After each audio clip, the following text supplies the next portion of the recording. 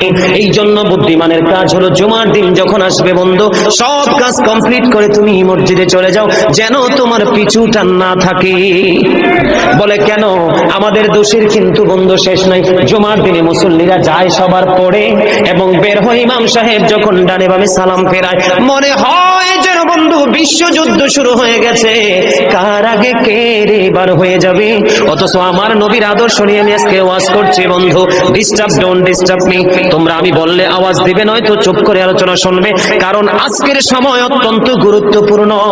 কারণ আমি যদি 5 মিনিট সময় পাই, একটা হাদিস শোনাতে পারবো। হয়তো বা এই একটা হাদিসে আপনাদের কারো না কারো হৃদয়ে ছুঁয়ে যেতে পারে, আর এটাই আপনার জীবনের জন্য, হেদায়েতের জন্য যথেষ্ট হতে পারে। বন্ধু, মুসল্লিরা যায় রে সবার পরে, বের হয়ে আসে সবার আগে, এটা মুসলমানের কখনো চরিত্র হতে পারে না। তাকওয়া সম্পূর্ণ ব্যক্তির আদর্শ কখনো হতে পারে না। হাদিস শরীফ খুলে দেখি বন্ধু, আমার নবী বলেছেন, রে আমার উম্মত, জুমার দিন সাইয়্যিদুল আইয়াম, সব দিনের চাইতে শ্রেষ্ঠ। ঈদুল ফিতর, ঈদুল আজহার দিনের চাইতেও দামি। এই জুমার দিনের ফজিলত বরকত নিয়ে আলোচনা করলে বন্ধু রাত একটাই কভার করা যাবে না, এত বরকত এই জুমার দিনের।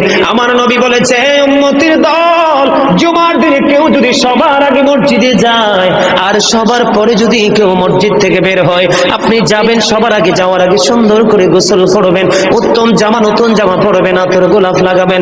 আপনি রাস্তা দিয়ে হেঁটে গেলে মানুষ যেন বলতে পারে যে মসজিদের মুসল্লি হেঁটে যায়। আর চারপাশ বন্ধু সুঘ্রাণে মুখরিত হয়ে যাবে। এমন ভাবে সবার আগে বন্ধু মসজিদে যাবেন, যাইয়া মসজিদে ঢুকার সময় ডান পাওটা দিয়ে মসজিদে ঢুকবেন, ঢুকে গিয়ে নামাজের শুরুতে বসে যাবেন। বসে যখন আপনি আল্লাহর ইবাদত করতে করতে করতে করতে সব মুসল্লি বন্ধু বের হয়ে যাচ্ছে, আপনারা তাড়াহুড়া করার দরকার নেই।